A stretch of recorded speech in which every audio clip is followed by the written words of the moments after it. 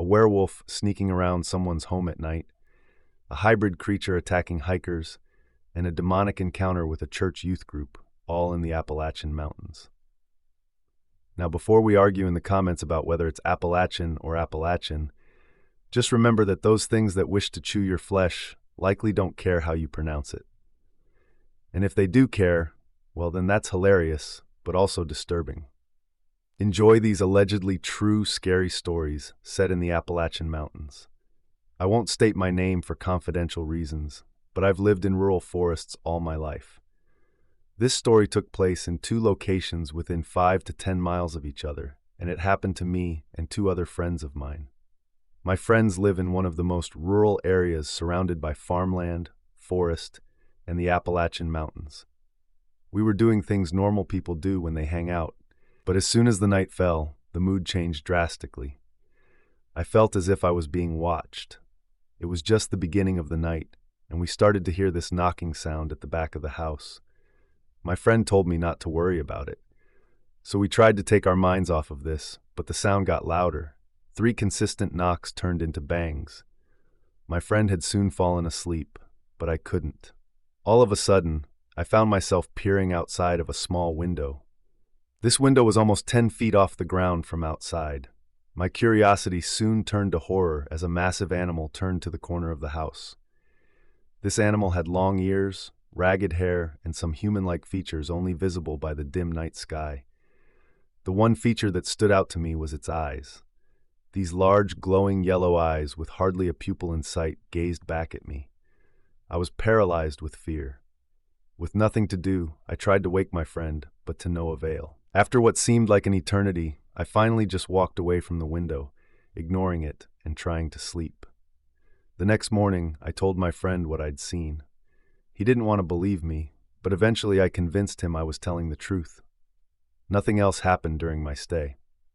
The weekend went on normally, and I left, not telling anyone else, as I didn't want to be seen as a liar. This next encounter happened after my friends had moved houses, almost 2 years after the first encounter. I'd arrived at their house, my second visit there. My friend had recently told me he had seen something dark and big and beastly looking. We had planned to catch sight of this creature again, but we had no luck. One night, in the dead of night, we were outside, trying our luck again at finding it. It seemed a bit ironic that there was a full moon out. We then heard a howl that sounded like it was a wolf mixed with a man's scream. The look on my friend's face then was like no other. This friend was a skilled hunter, and the way he looked was as if he had never heard this before. My friends also lived beside a cattle field, so when the howl pierced the air, the cow started to go berserk. We joked about it and tried to play it off, but even so, we were scared. As we were heading back inside, those eyes appeared in the dark. The moon's light shined on its body. I could make out more of its features then from where we stood. It was hunched over, still 7 feet tall in that position, with sharp, jagged teeth, those sane, pointy ears, and what appeared to be a canine-like head on a man's body. I urged my friend to get inside fast, but still haven't told him why I freaked out. I haven't told anyone about this encounter, but I think what I saw was something straight from a horror film.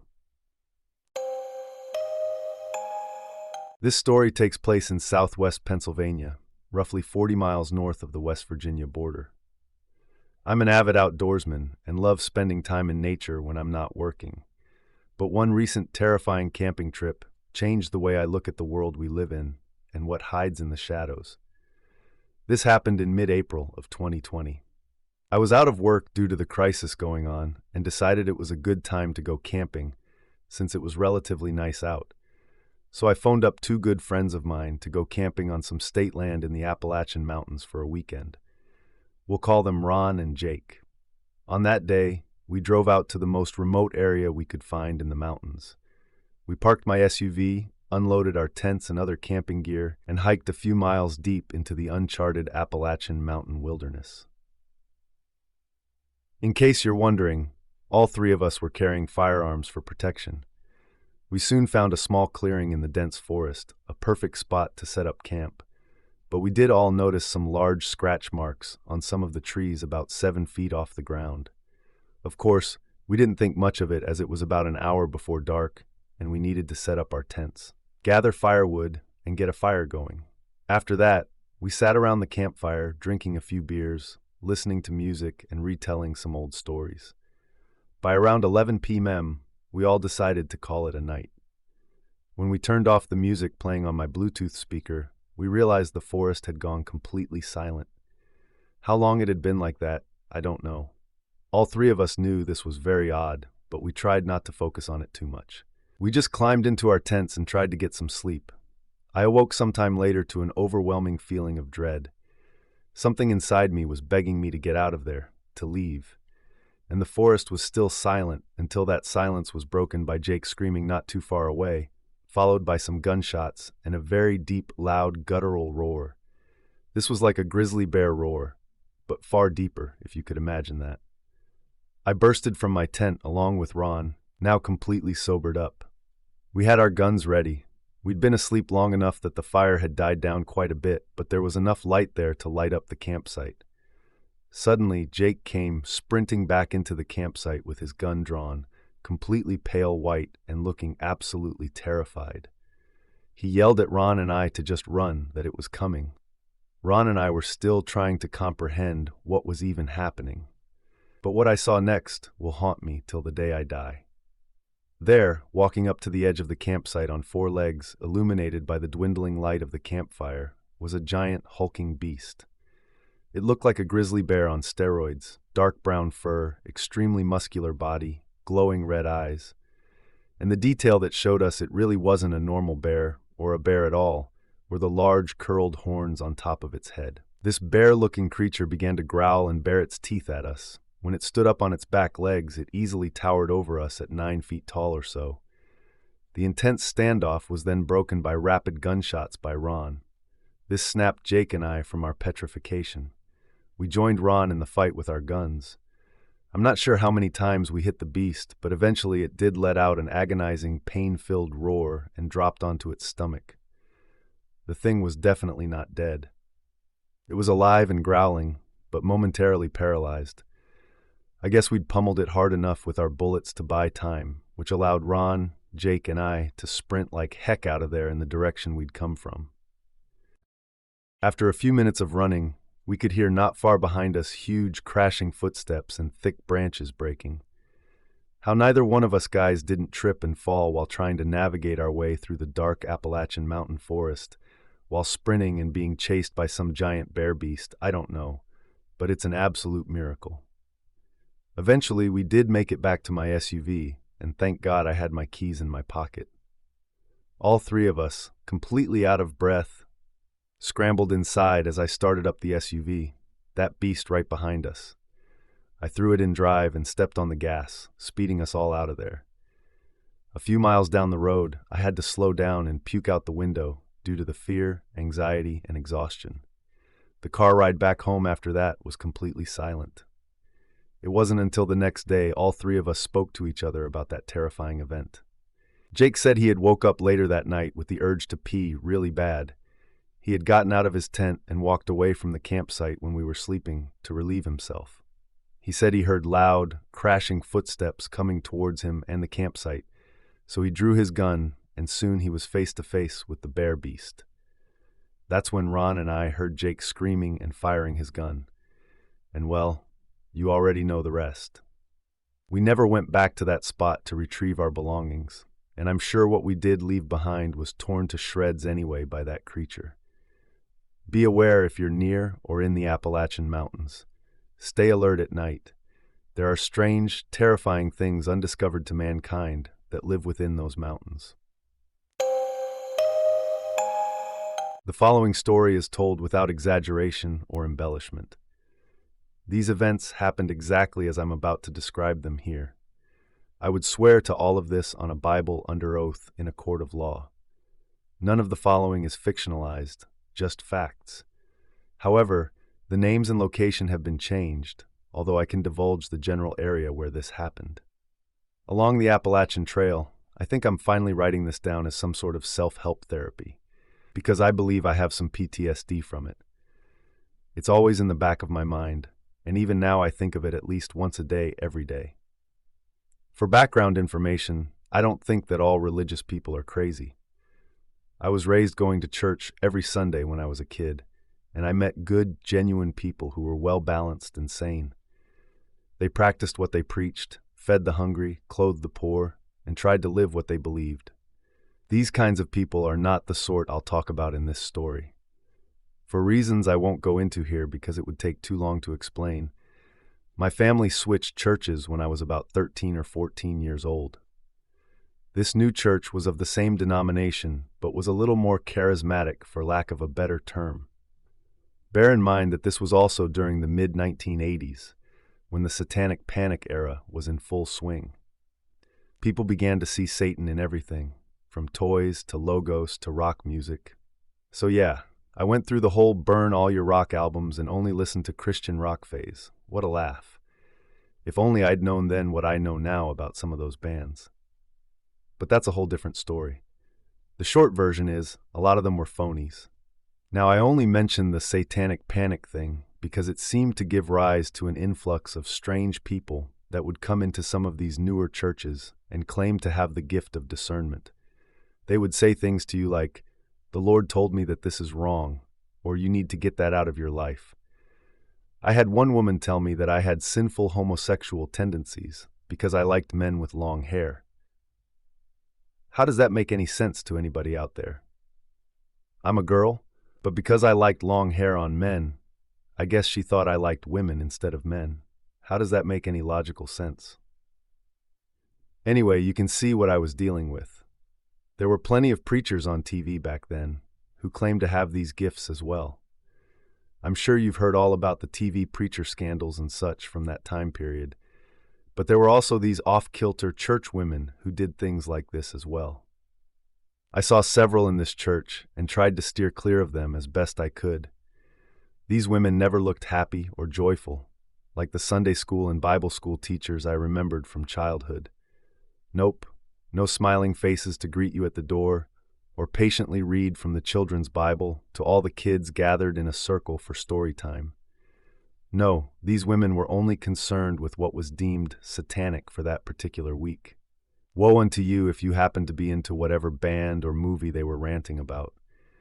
They just looked angry or judgmental all the time and made me anxious and uneasy. This church attracted some personality types I wish now I had never been exposed to. It was like a magnet for them.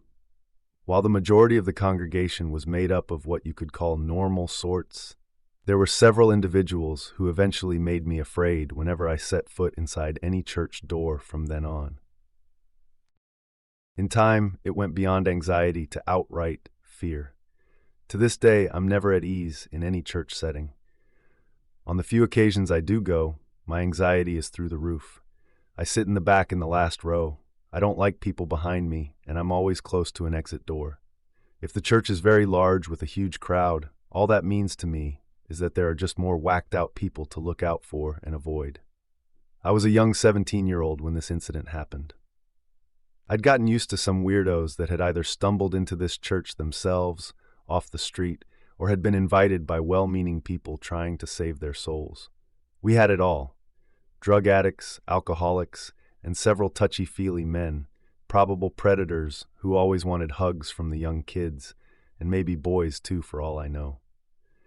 The preacher was always telling us to hug the person next to you, usually at the opening of the service. Even after several complaints from teens and parents about inappropriate hugging going on, this was still practiced nearly every Sunday morning. To this day, I don't understand why it was allowed to continue. I began to develop an intense dislike of anyone other than my family members touching or hugging me, to the point that I didn't even like to shake hands with strangers.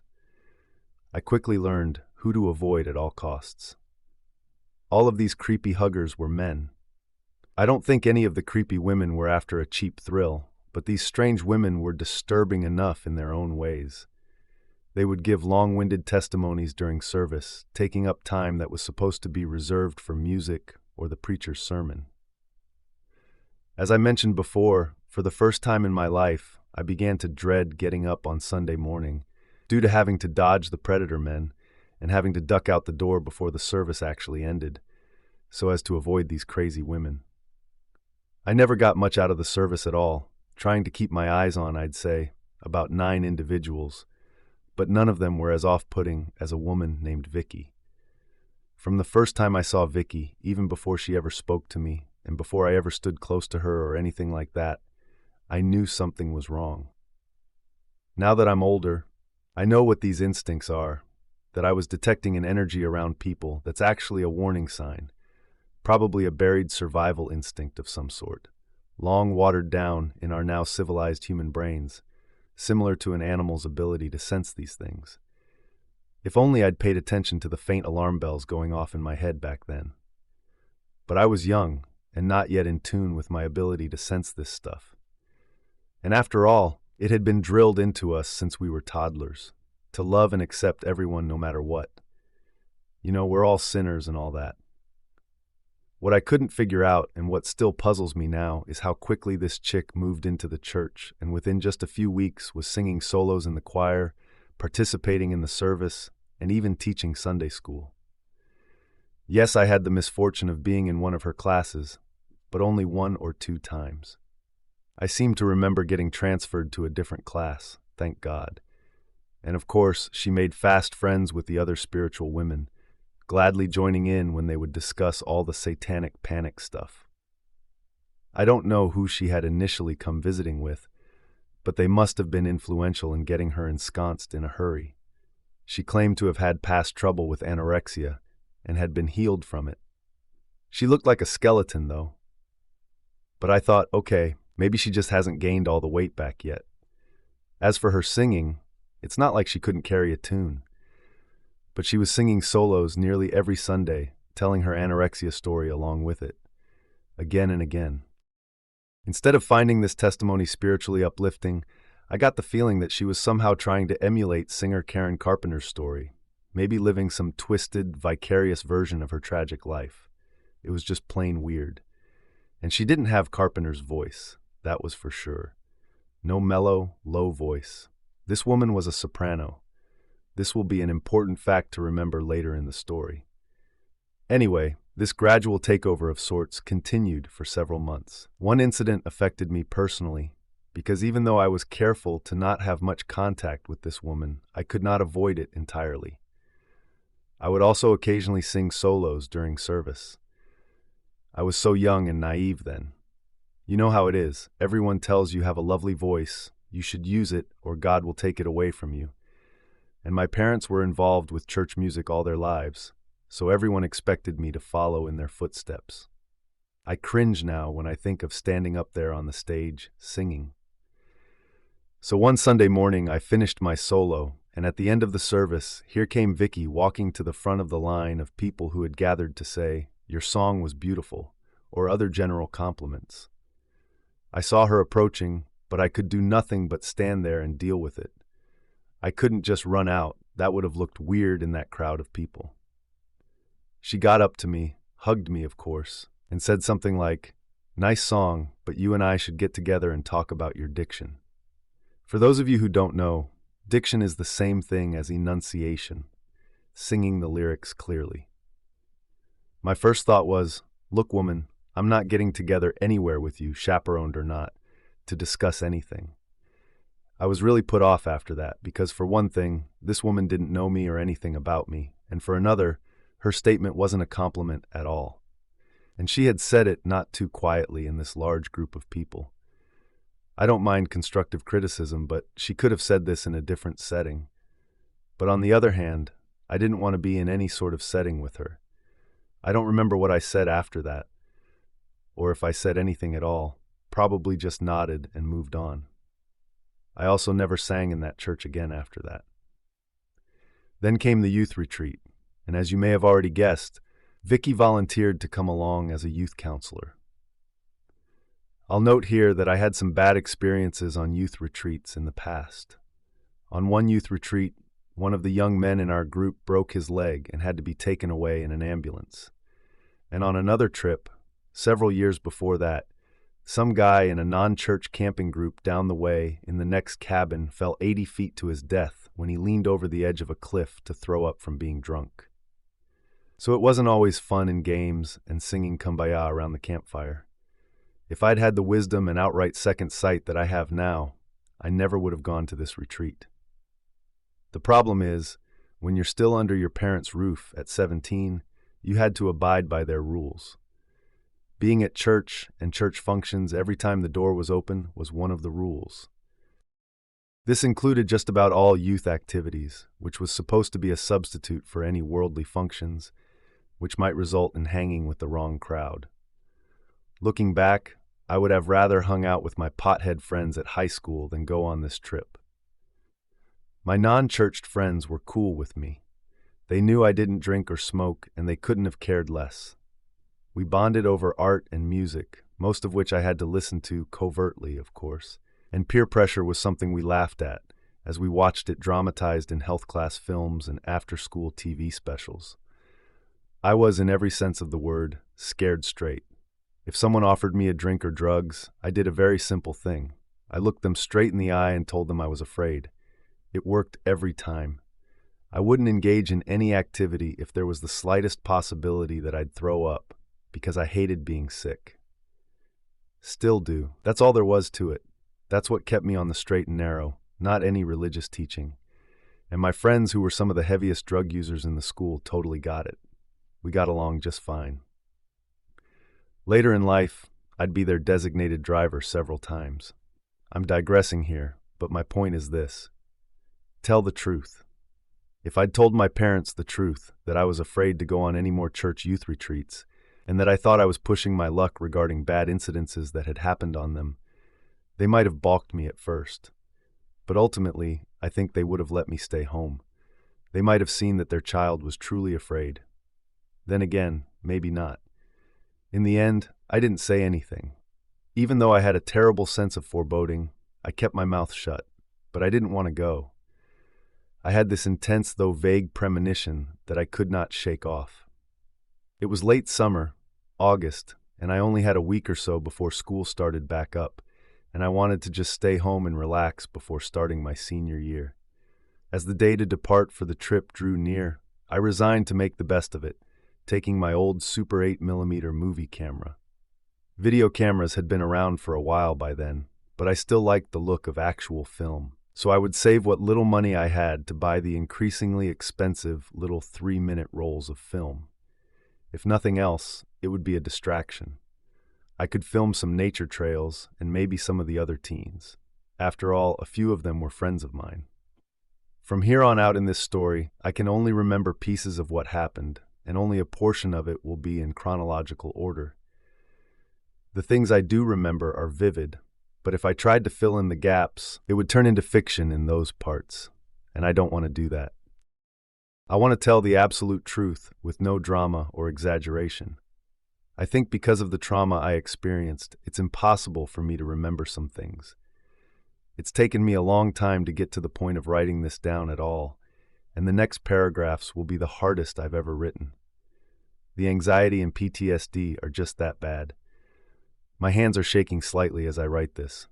For starters, I don't remember hearing or knowing that Vicky was in fact coming on the trip. She seemed to just show up later on the second evening. I don't even remember her being at the church when we left. I don't even remember whose car I rode in to get to the place. If we'd taken a church van, I don't remember riding in it. I must have ridden in one of the counselors' cars.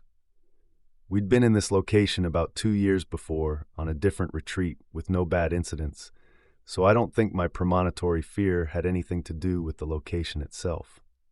However, since the location was on the Appalachian Trail, well, anything's possible. This area of the U.S. has had plenty of evil things happen within its territory, so I would imagine that anything was possible. Everything from ghosts to bad karma, from the atrocities of slavery to missing 411 cases, you name it, has happened here. I've researched the area where that campsite is located. It's part of a state park, and I've searched online reviews to see if anyone else has had any paranormal experiences there. All the reviews I see are good ones with only minor complaints, such as the neighboring campsite had a dog that barked all night, or that the kiddie playground wasn't very fun. Nothing referring to cold spots, missing people, ghosts, or anything of the sort. If someone has had a really scary experience at this particular place, I've yet to find it. and I've studied it in depth. Anyway, I don't remember arriving, unpacking, or even what we did most of the time, but I do know we stopped at a flea market on the way. I remember walking through the aisles, admiring a doll that was way too expensive for me to buy, and I remember filming some scenery and some of us clowning around, although the film did not turn out well and was sort of faded. I still have it to this day and can remember some of what I filmed. Vicky is nowhere to be seen in the film. That's why I think she didn't arrive until that night, or the second night we were there. At some point, we girls gathered in some sort of arts and crafts building to make some small floral arrangements. I don't know why we did this, unless there's something in the Bible about lavender, because that's what they were made of. They were like little dried flower posies made of lavender.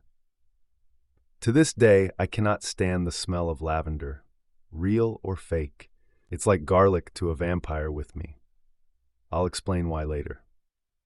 The next thing I remember is being gathered around a bonfire, but we weren't close to our cabins.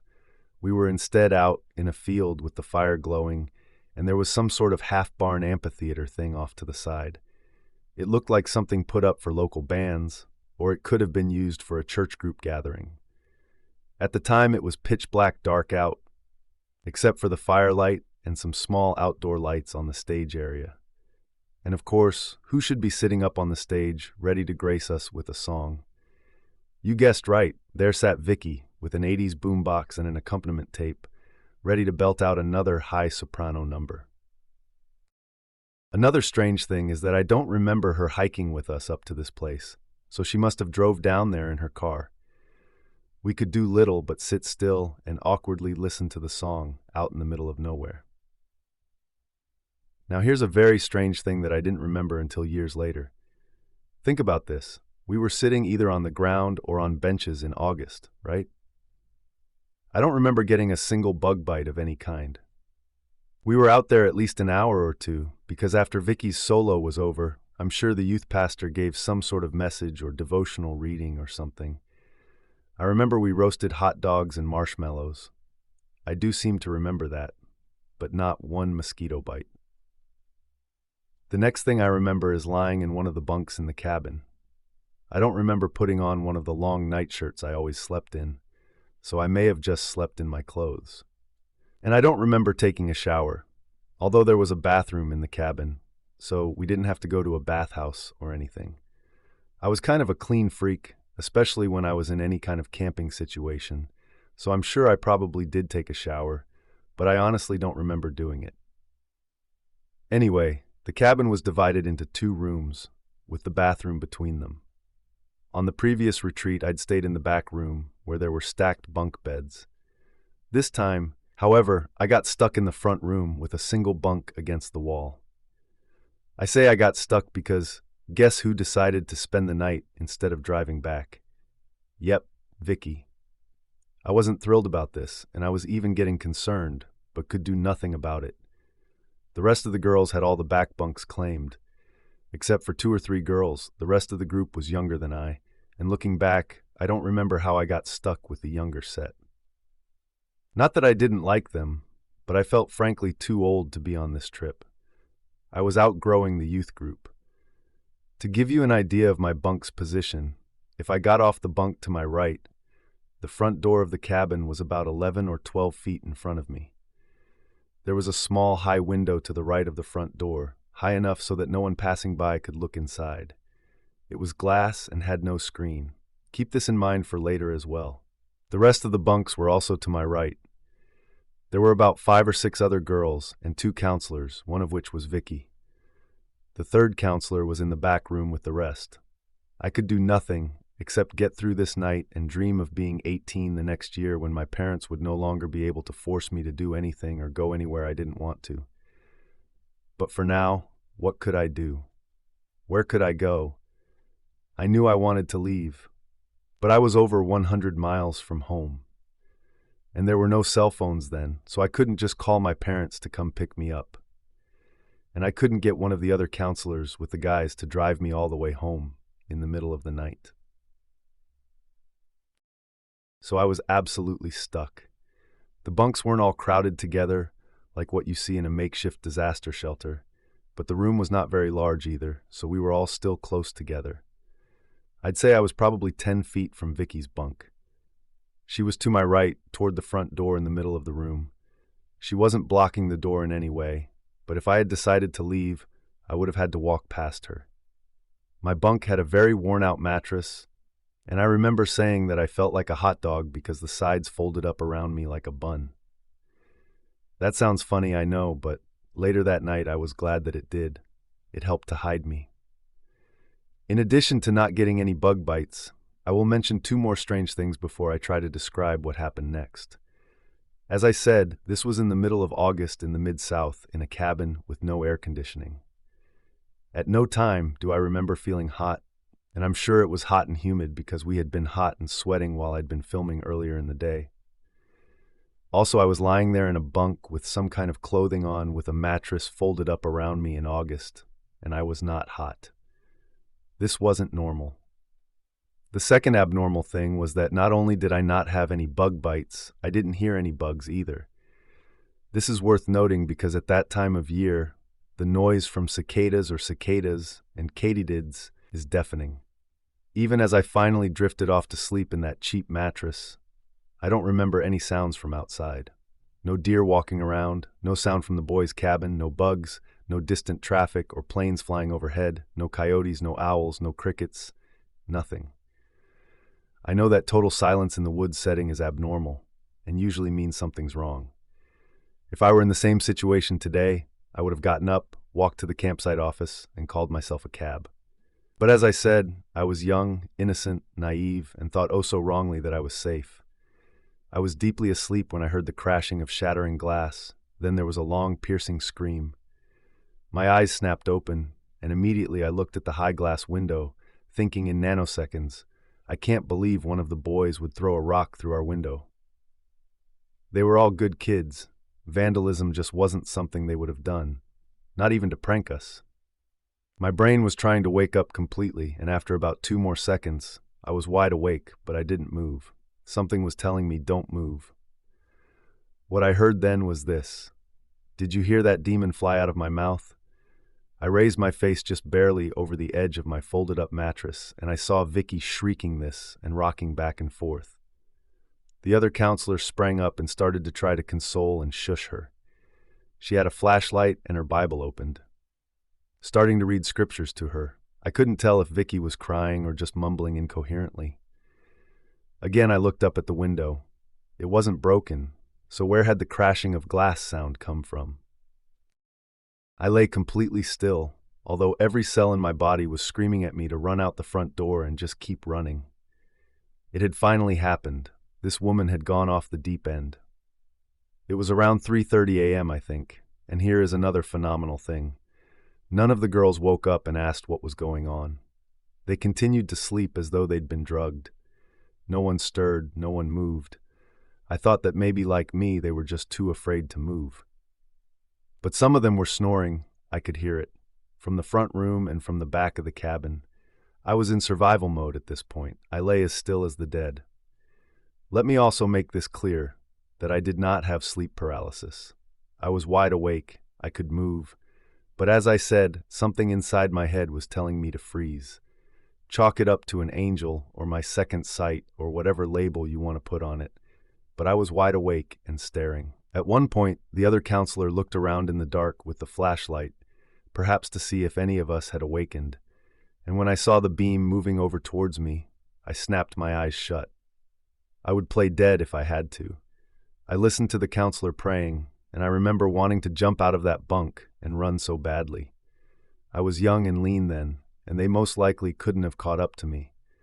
But I didn't breathe, I didn't pray, and I didn't move. I was being told not to move, and I did as I was told. After about 10 minutes, the other counselor got up and ran to the bathroom. I don't know if she was throwing up or if it literally scared the crap out of her, but she stayed in there for a while, with the door pretty much open, which left me alone with a crazy woman and a room full of slumbering adolescents. With great difficulty, I raised my head only slightly, enough to keep my eye on Vicky. If she got off that bunk, that was it. I would run to the back room and slam the door and barricade myself in with the girls in the back. She was still rocking, with her back to me, facing the front of the cabin. She was still muttering to herself, or at least I think so. I couldn't understand anything she was saying. Maybe it was another language, or knowing her, she probably thought she was speaking in tongues. Then this woman turned her head around to look over her shoulder, looking in my direction. It really was as if whatever had taken over her knew that I was awake, because she didn't turn to look at anyone else. My head was only barely elevated, but I saw her face lit from below by the flashlight, which makes even normal people look creepy. So we have to factor that in here, but what little I did see I never wanted to see again. What I saw was nothing like the silly CGI stuff or demonic makeup in Halloween stores. The problem is, I can't really describe what I saw, but I'll try. Her eyes were dark, but not like those black-eyed kids or something like that. Just dark, as if the eyes themselves had sunk into the sockets. The face looked both angry, scared, sad, all of that all at once. She looked right at me, straight into my eyes for only a second, because I snapped my eyes shut again to block her, or it out. Also, her hair covered part of her face, so I didn't get a clear look, thank goodness. If this woman was doing all of this as a prank, which I seriously considered over the years, then she could have earned an Oscar for her performance. But a prank could not explain the window shattering while somehow remaining unbroken, and it could not explain her sudden bass, baritone voice. What she said to me when she looked at me, I don't know. I don't ever want to know. It was some incomprehensible language, or it may have been gibberish. I only saw her mouth move for a second, as she spoke behind some strands of hair. Sorts give us it, sortas give us it. I fully expected this insane woman to get out of bed and come after me, but she simply turned around and continued muttering in that low bass voice. The high soprano voice was gone. After a few more minutes, the other counselor came back, and Vicky asked her in her now normal voice, "Are you okay?" Whether the other counselor heard the low bass voice from the bathroom or not, I'll never know. I swear on my life, everything I've just written is true. It's possible for sopranos to lower their voices, sure. In Mongolia, it's known as throat singing. So maybe this woman had some voice training? Maybe that's what she did. It may have been that she was just a mentally ill individual and that this was a desperate plea for attention. Maybe she was trying to give us some twisted spiritual lesson on demons, but that does not explain the window. It still haunts me to this day. I do remember looking around the floor in the morning for broken glass, 4 pieces of the window. When I couldn't find any, I thought that maybe she had broken a glass of water when she shot up from the bed shrieking. And that shriek, I can still hear it, as if it just happened. It never goes away, and I guess it never will.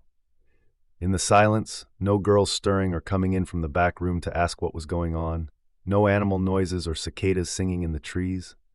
I should have been wringing wet with sweat, either from the August heat or a cold sweat from pure terror. Anyway, after all this, Vicky and the counselor collapsed onto their bunks from sheer exhaustion. But I lay awake from about 3:45 to 4 a.m. until dawn. All around the room hung those dried lavender flowers, whose fragrance had now become a sickening, overpowering stench that made me nauseous. They had not bothered me in the slightest until now, as I lie there waiting for an eternity to pass before the dimmest hope of light began to show through the unbroken window. Still not one of the girls moved, not even to get up to go to the bathroom. The only sound was slight snoring, and even that was muffled. I never took my eyes off Vicky, even though she was completely asleep, completely still. I did not move. In the years since this happened, I've pulled all-nighters to study in college and worked overnights in a department store, so I know what it is to be tired from staying awake all night. But none of that can possibly compare to the exhaustion I felt that next morning. I think I pretended to be asleep until most everyone had gone out for breakfast. I don't remember seeing Vicky outside around the picnic tables when we had our Bible study before we left. I don't remember eating either, nor talking to anyone. I found my younger brother and asked which car he was riding back in. Everyone else had claimed their rides, I guess, and no one seemed to want to ride with Edward, the older gentleman in his 70s, who had come out on the trip to cook for us. He had volunteered to help with the guys and brought his old Sanford and Son type truck with no air conditioning. My brother said he was going to ride with him, so I climbed in next to him. We left the premises, and I never looked back, and I've never gone back to that place. We got out on the 2-lane road to get to the highway, and somewhere down the road, maybe 5 or 6 miles, the sun came out shining bright. Then and only then did I start to feel hot and start to sweat. Normally I'm an air conditioning addict, but for once it felt good to feel this heat, because the heat felt normal. I was back with 2 normal people in an old rattle-trap truck, headed home. Edward was a quiet, soft-spoken man, and we rode with him all the way back home, listening to his calm, soothing voice as he talked about this and that. I was glad we had chosen him to get us home. Surprisingly, my life went back to normal after that. Within the next couple of weeks, I started school and was glad to be around normal people in a normal classroom. Somehow that dried lavender had come home with me, and I don't understand how that happened because I never packed it, but you can bet I threw it out. If my brother had caught wind of any of these events, he never did speak about it. As far as I know, neither did any of the other guys. None of the girls seemed to know about it either. They'd all slept through it. We've talked about that retreat in years since, and they've never acted like they knew anything unusual happened, so I kept my mouth shut.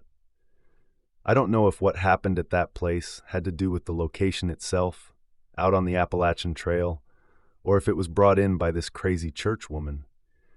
The atmosphere seemed normal until she joined our group that evening.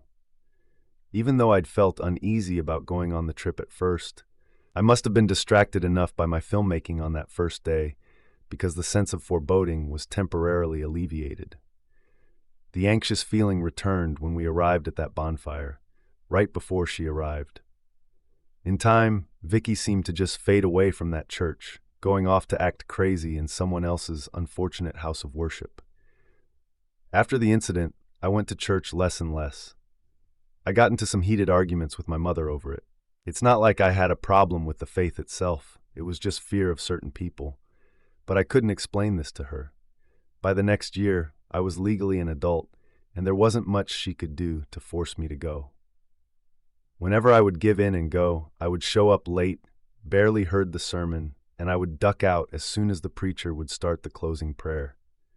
I just couldn't be around those people anymore. Even though Vicky had gone, there were still some other weird church people to avoid. So I did. I buried what had happened and never talked about it. But I've always had one burning question. Why was I the only one of the youth group to be awakened? Why me? That scares me more than anything else, and I don't know that I want an answer to that question at all. The only time I saw Vicky after she had left the church was about 3 years later in a small grocery store. I ran into an old friend of mine from high school, and we were standing there in the checkout line when the front door slid open and in walked Vicky, talking with someone. She didn't see me, fortunately. In an instant, I ducked down behind the magazine and candy stands, and my friend thought I was having a fainting spell or something. She wasn't too far off the mark. I suddenly felt queasy and dizzy-headed. I looked up and asked her, "Where's that woman that just came in?" She told me she'd walked to the far back of the store. So I got up quickly and did the fastest checkout of my life. The cashier knew something was wrong and hurriedly scanned everything for me. My friend helped me bag my items, and when we got outside I told her that I had a horrible experience with that woman on a church retreat, and I had to get out of here before she came back. She understood, and we exchanged phone numbers to stay in touch. After that I jumped into my car and sped off. From then on, I absolutely avoided that part of town, and I still do today, just in case. It's possible that Vicky may be dead now. She was in her late 40s or 50s back then, but who knows? My only advice to anyone in church is this. Just because a person goes to church doesn't automatically make them sane or trustworthy. If you're a parent, check out the people going along as counselors on your child's church camp trips. If they claim to be Christian, whatever faith you follow, that doesn't really mean anything. Maybe it mattered in the old days and carried more weight then, but not anymore. And if your child is feeling uneasy about something, anything, don't just brush it off. Children, even in adolescence, are sometimes more in tune with the ability to sense when someone or something is just wrong. And while I personally do not play around with Ouija boards, witchcraft, or calling up spirits, the evil that these crazy, supposedly more spiritually gifted women see is in reality not to be found in your latest heavy metal rock album, or action figure, or role-playing game. Sometimes that evil is sitting or standing right next to you in church, and it may want a hug. Well, that brings us to the end of today's episode. I hope you enjoyed it.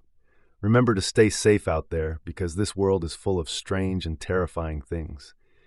If you like and enjoyed these stories, then hit the like button, press the notification bell, and subscribe for more spine-tingling content. And we will see you in the next story.